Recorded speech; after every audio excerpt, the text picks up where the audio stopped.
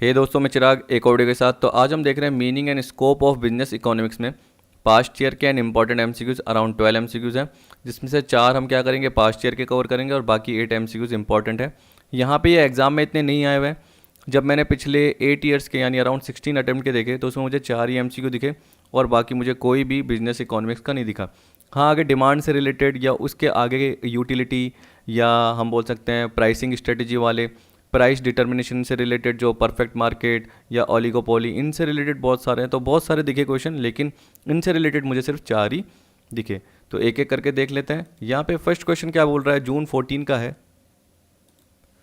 देखिए, इसमें बोल रहा है which one of the following does not explain the basic nature of business economics. अगर आपने बिजनेस इकोनॉमिक्स की मीनिंग ही पढ़ ली होगी तब भी आपको पता चल जाएगा कि जनरली मैंने बिजनेस इकोनॉमिक्स के पार्ट में जो आपको मीनिंग बताई उसमें ये बताया था कि इकोनॉमिक थ्योरीज, प्रिंसिपल, कॉन्सेप्ट या इकोनॉमिक टूल्स बोल सकते हो आप, या इकोनॉमिक एनालिसिस की बात कर रहे हो कि आप इकोनॉमिक एनालिसिस कर रहे हो, यानी उसमें आप प्रिंसिपल, कॉन्सेप्ट, टूल्स पर्टिकुलर देख रहे हो और उसको कहाँ अप्लाई कर रहे हो, बिजनेस में अप्लाई कर रहे हो, ताकि बिजनेस की सिचुएशन के हिसाब से जो भी प्रॉब्लम है उसको सॉल्व किया जा सके और बेस्ट ऑप्शन ढूंढा जा सके, जिससे जो भी डिजायर रिजल्ट है वो आप पा सको। या हम बोल सकते हैं कि डिसीजन मेकिंग अप्रोच में आपका एक तरीके से बेनिफिट हो सके, आपकी हेल्प हो सके। ये आपने देखा था। तो पहला जो पॉइंट दे रखा है, देखो A, behaviour of firms in theory and practice. Theory मतलब क्या होगा, इकोनॉमिक थ्योरी। प्रैक्टिस मतलब क्या हो गया, बिजनेस प्रैक्टिस। जो एक तरीके से बिजनेस मैनेजर या बिजनेस इकोनॉमिस्ट क्या करता है, इकोनॉमिक थ्योरीज को बिजनेस में अप्लाई करता है, ताकि एक तरीके से फर्म का क्या बिहेवियर हो रहा है, ठीक है, फर्म की पॉजिटिव अप्रोच हो पा रही है या नहीं हो पा रही।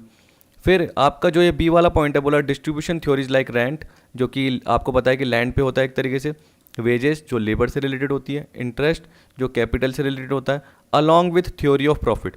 तो ये बोल रहा है कि जो आप थ्योरी ऑफ प्रॉफिट देख रहे हो उसके साथ साथ आप ये भी देखते हो बिजनेस इकोनॉमिक्स में। नहीं, हम बिजनेस इकोनॉमिक्स में क्या देखते हैं, देखिए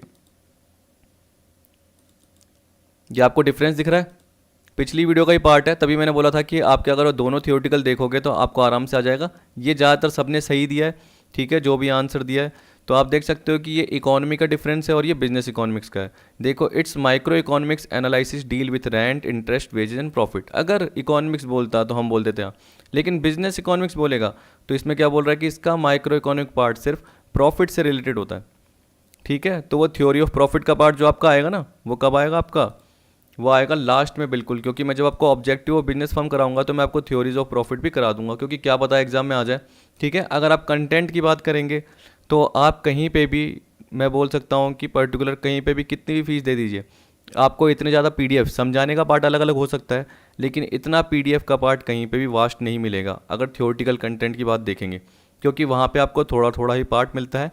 मैं इसलिए ही हार्ड लैंग्वेज या टिपिकल कवर करता हूँ, क्योंकि एग्ज़ाम में वही आएगी। मैं चाहे तो इसमें से वर्ड चेंज करके गूगल ट्रांसलेटर या कुछ भी होता है, आराम से आप मीनिंग में जाइए, ट्रांसलेट करके आराम से चेंज कर सकते हैं, लेकिन मैं नहीं करता, क्योंकि मुझे पता है कि एग्ज़ाम में भी उसी टाइप की आएगी। फिर आप ये थोड़ी वहाँ पे गूगल का यूज़ करोगे। हाँ, जिसको हिंदी आती है वो पर्टिकुलर क्या करेगा, हिंदी में पढ़ के एक तरीके से समझने की कोशिश कर लेगा, लेकिन इंग्लिश वाले को भी कभी कभी टिपिकल वर्ड लगते हैं तो थोड़ा एक तरीके से क्या होता है कि उनके लिए भी आसान हो जाता है। तो यहाँ पे हम क्या बोलेंगे, फर्स्ट का जो पार्ट है वो होगा बी, क्योंकि बोल रहा है following does not explain the basic nature. तो हम क्या बोलेंगे, ये नहीं कर रहा है, क्योंकि अगर इकोनॉमिक्स होता तो करते, लेकिन बिजनेस इकोनॉमिक्स के पार्ट में सिर्फ थ्योरी ऑफ प्रॉफिट देखते हैं, ये थ्योरीज नहीं देखते, इसलिए आंसर अपना क्या होगा, बी। तो इसका मतलब अपना सी और डी क्या है, एक तरीके से बिजनेस इकोनॉमिक्स का ही पार्ट है। ए भी पार्ट है और सी भी पार्ट है, डी भी है, बी नहीं है। सी देख लीजिए क्या बोल रहा है, use of the tools of economic analysis in clarifying problems, आ गया, in organising and evaluating information and in comparing alternative course of action. तो देखो, यही तो बोल रहा है कि इकोनॉमिक एनालिसिस के टूल्स को बिजनेस में क्या कर रहे हो आप, प्रॉब्लम को सॉल्व करने के लिए या क्लैरिफाई करने के लिए यूज़ कर रहे हैं, और ताकि एक तरीके से जो भी अल्टरनेटिव आपके पास बहुत सारे सॉल्यूशंस हैं उसमें से आप बेस्ट ऑप्शन का चुनना चाहते हो, तो उसको कंपेयर कर रहे हो किसके थ्रू, इकोनॉमिक एनालिसिस के थ्रू। फिर आपको बोला D, integration of economic theory with business practice for the purpose of facilitating decision making, ठीक।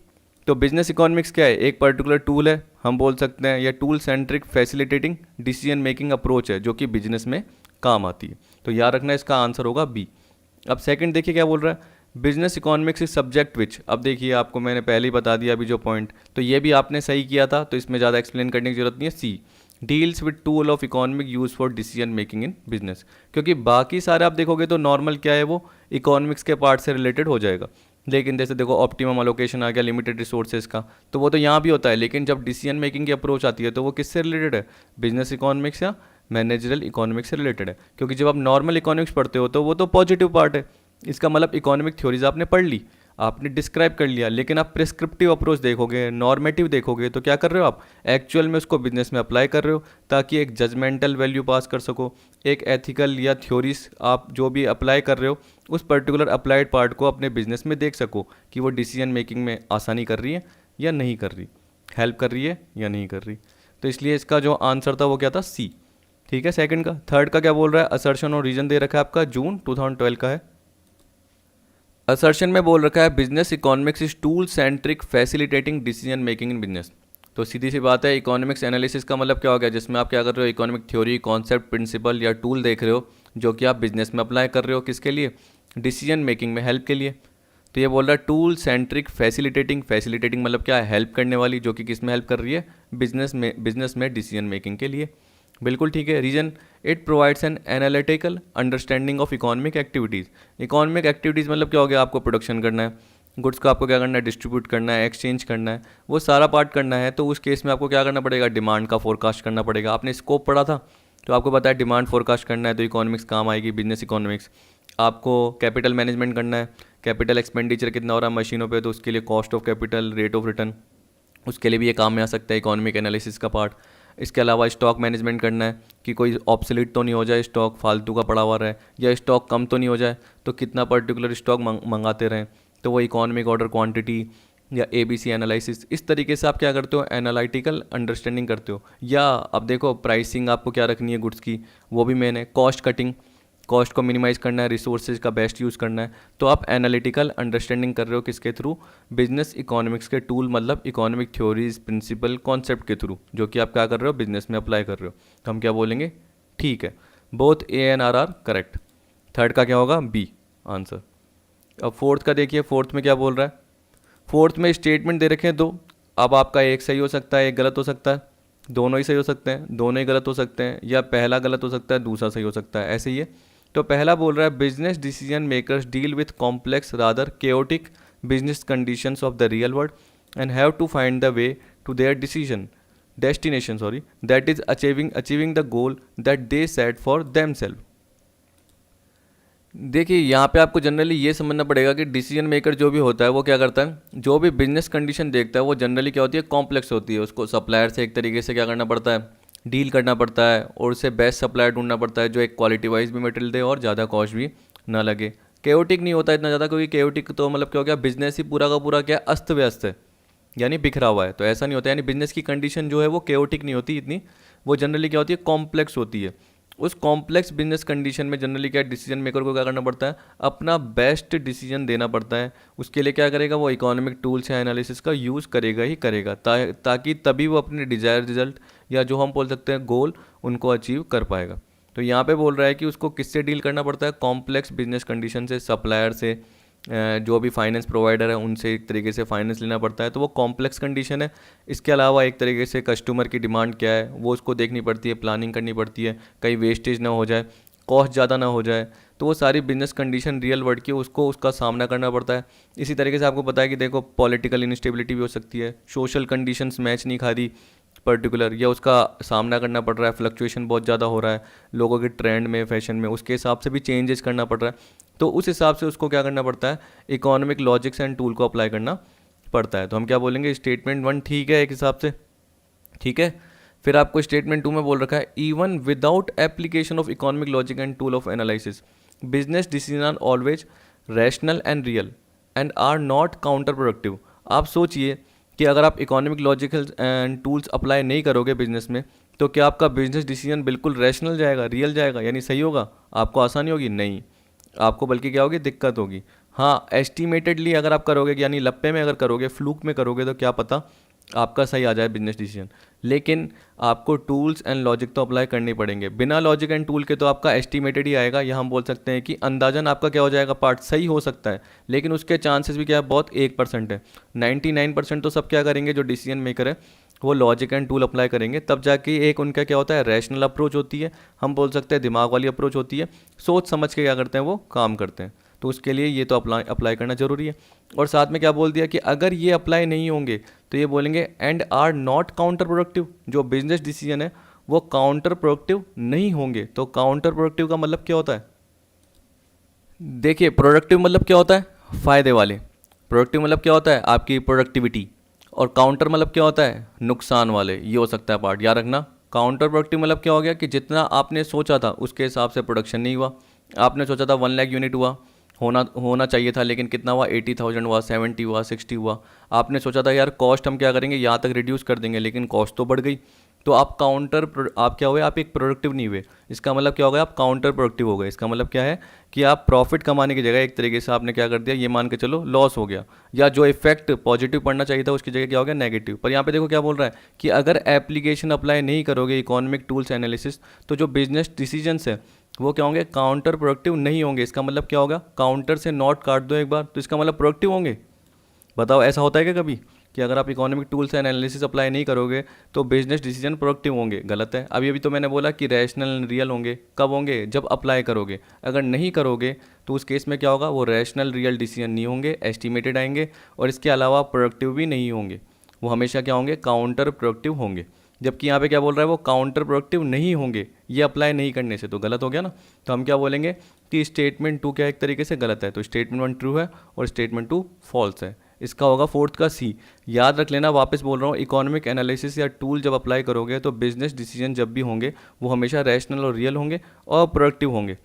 ठीक है। लेकिन अगर आप वो अप्लाई नहीं करते तो हम क्या बोलेंगे? बिजनेस डिसीजन जो होते हैं वो इरेशनल होंगे और काउंटर प्रोडक्टिव होंगे। क्या होंगे? काउंटर प्रोडक्टिव होंगे। तो नॉट काउंटर प्रोडक्ट का मतलब क्या है कि नॉट और काउंटर हटा दो, तो इसका मतलब ये बोल रहा है कि अगर लॉजिक एंड टूल अप्लाई नहीं करते हो तो ये प्रोडक्टिव होंगे क्या? बताओ, तुमसे पूछ रहा है तो तुम क्या बोलोगे? नहीं, ये गलत है, ये लाइन गलत है। इसलिए स्टेटमेंट 1 ट्रू है और स्टेटमेंट 2 फॉल्स है। तो अब 5th देखिए। अब देखो छोटे छोटे आएंगे तो मुझे शुरू के ही समझाने थे, इसलिए अब मैं देखो फटाफट करते जाऊँगा और मैं आपको इतना एक्सप्लेन भी नहीं करूँगा क्योंकि मेरे हिसाब से सही किए होंगे आपने।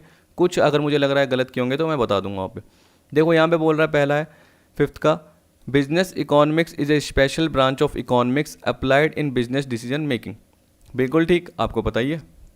आपको मैंने बताया था इकोनॉमिक्स की एक स्पेशल ब्रांच है, मैंने वो वर्ड लिखा भी हुआ है। Nature of business economics is applied not theoretical. आपको मैंने बताया था कि जब आप इकोनॉमिक्स पढ़ते हो तो इकोनॉमिक थ्योरीज देखते हो। अभी आप मेरे से क्या देख रहे हो? इकोनॉमिक थ्योरीज देख रहे हो। लेकिन जब आप क्या करोगे? अप्लाई करोगे तो वो क्या हो जाएगा? बिजनेस में एक्चुअल में अप्लाई करोगे तो वो क्या हो जाएगा? एक तरीके से बिजनेस इकोनॉमिक्स का पार्ट हो जाएगा, अप्लाइड इकोनॉमिक्स का पार्ट हो जाएगा। तो इकोनॉमिक थ्योरीज को रियल में बिजनेस में अप्लाई करो तो वो क्या हो गई? बिजनेस इकोनॉमिक्स हो गई, मैनेजरल इकोनॉमिक्स हो गई। इसका नेचर क्या होता है? आपको पता है कि मैंने आपको बताया था माइक्रो इकोनॉमिक्स के बेसिस पे होती है। इसका जो कैरेक्टर होता है वो माइक्रो इकोनॉमिक्स के बेसिस पे होता है। तो क्या होगा? All of the above. तो ये 5th का आएगा डी। ये भी मेरे हिसाब से सबने सही दिया होगा क्योंकि मैंने 2 वीडियो में पर्टिकुलर ज़्यादा जोर इसी पे दिया था कि आपको पता चल जाए। फिर मैंने आपको पिछली वीडियो में भी चाहे पॉजिटिव नॉर्मेटिव का बताया था, उससे पहले ही बताया था। तो देखो, कॉज और इफेक्ट तो हर किसी में रिलेशनशिप बताता है, इकोनॉमिक्स में भी बताता है और बिजनेस में। लेकिन बिजनेस में क्या करता है? उसकी जजमेंट भी देता है। तो कॉज और इफेक्ट जब भी बोलेगा तो वो सिर्फ इकोनॉमिक्स का पार्ट है। तो इसका मतलब मैं बोल सकता हूँ कि बिजनेस इकोनॉमिक्स में क्या होता है? कॉज एंड इफेक्ट के साथ वैल्यू जजमेंट भी आती है, मतलब नॉर्मेटिव पार्ट भी आता है। तो अगर आपको ये बोल रखा है, अगर इस पर्टिकुलर क्वेश्चन में ऐसे बोल रखा है, economics explain cause and effect relationship between economic phenomena, ठीक है, इसके साथ ये नहीं बोल रहा कि साथ में जजमेंट भी पास करनी है, ठीक है, कि क्या होना चाहिए। ये सिर्फ बोल रहा है कॉज एंड इफेक्ट रिलेशनशिप, मतलब व्हाट इज, यानी एक प्योर साइंस है, मतलब पॉजिटिव। क्या होगा?